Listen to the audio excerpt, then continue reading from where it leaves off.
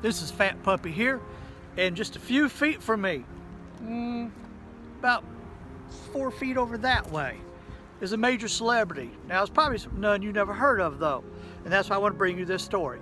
By the way, if you haven't already done it, how about subscribe to my channel? Be sure and give it a thumbs up that you like this video, hit subscribe, and when you hit subscribe, there'll be a bell that'll show up. If you click that, you'll get notified every time I make a video. And let's see if we can grow this channel together. So Mr. Henry Benjamin Cave was born in 1844 in Barnwell, South Carolina. He went off to war, Civil War to be more exact, and he's seen some fighting. And then when it was time to leave, when the war was over, they told him to go home. He was in Virginia. Now, if he'd had the money, I guess he could have called a train. But the military didn't put you on a bus or on a train. You had to figure out your own way home. And apparently he didn't have a horse. So as was told by his widow, which we'll talk about next, he walked from Virginia to South Carolina, the middle of South Carolina, Barnwell County. I think the town of Klein, to be more exact. And he about starved on the way. He said he mainly lived on acorns and rats. Yeah, not a pretty story. When asked about the Civil War, he had one of two answers. I lived it and I don't want to talk about it. Or he had said before also that really the only thing that really sticks out in his memory, I guess is when he got old, is perpetually being hungry and cold in the wintertime. Now he died in 1930 at the age of 75, I do believe. So then, let's talk about Miss Daisy Wilson, who later became Daisy Wilson Cave.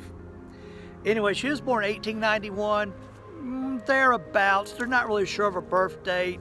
She says one thing, her family Bible says another thing. The grave marker says 1890.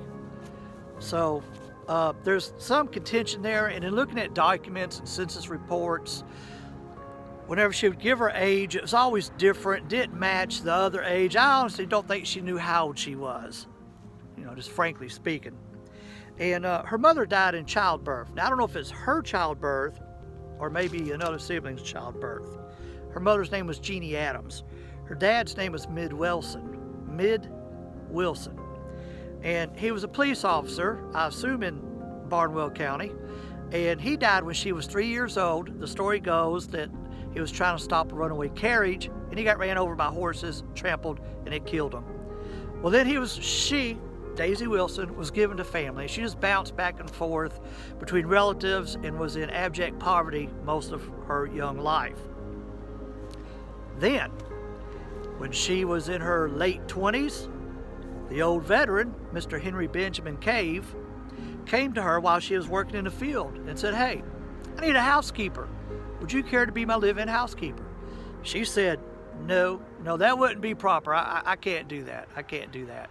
So he tried a few times, and she was still saying, "No, I can't do that. I can't do that. That would be proper." Then he hatched an idea. He said, "Well, I'll tell you what." He said, "Let's get married. Will you marry me?" And she just kind of, well, now that's just ridiculous. Look at our age difference. But he was able to convince her, and sure enough, they got married. Not sure when they got married. Oh, yeah, I do know. Actually, it was 1919. They got married in 1919. I've seen the record. And she always referred to him as Mr. Cave. Whenever talking about him, she didn't say my husband or Benny or Benjamin or Henry. It was always Mr. Cave. So, like I said, he died in 1930, and he's buried at the Klein Baptist Cemetery. Mrs. Daisy Wilson Cave lived to be a very old woman, around 100 years old. Remember, they're not sure of her birth date. Had a son named Benjamin Cave. Now the story got my attention was that she was a widow's pensioner. She got a widow's pension. Later on in life, her pension was $50 a month, and the state comptroller would personally bring her a check once a year for $600. It got raised. And what interests me is they got raised by the Black Caucus of South Carolina. The Black Caucus of South Carolina gave her a pay raise. To double that, towards $100 a month. State comptroller would bring her a check once a year for $1,200. Now, her daughter-in-law said that she had a good personality, that there were times when she would joke with you, but you wouldn't know she was joking. I assume it means she kind of had a dry sense of humor. I really don't know. Kind of what it sounds like to me. And she said, the daughter-in-law now said that Miss Daisy had a heart of gold, would help anybody out if she could. She was poor her whole life, though, even with being married to Mr. Cave, as she called him. Matter of fact, she even gives the memory one time of them being so bad off that they're waiting on a chicken to lay an egg so they can have an egg with their grits. That's pretty tough. And chickens don't cooperate sometimes. I know I've got a few. She was asked what credit, how you live such a long time. And she gave, she didn't talk about drink a little wine or don't drink any wine or nothing like that. She said most people live longer if they just mind their own business. There's some practical advice right there. Probably stop some wars too. But let's not get into that right now.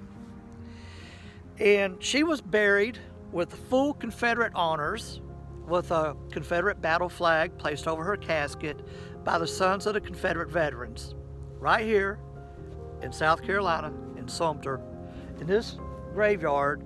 Now, this is not the typical graveyard I normally go to, as you can see. It's all flat. There's no markers. They're all flat. But this was such a compelling story. I just had to come here. By the way, her son died a month before her. Now, she was in a nursing home. And he died at 70 years old.